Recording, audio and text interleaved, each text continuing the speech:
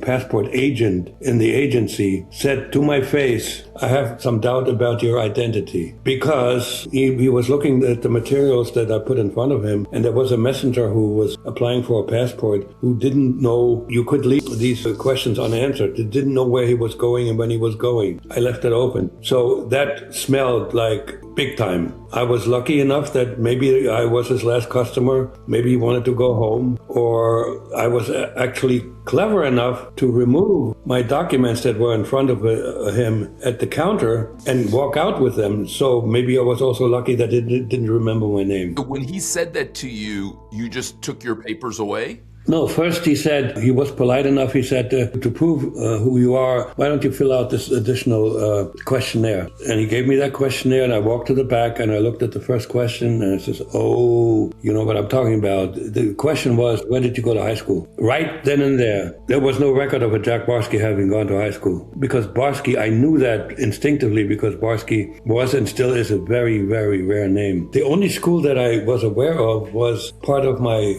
cover story. They had me attending Peter Stuyvesant. What a stupid choice. That was and still is a school for the gifted.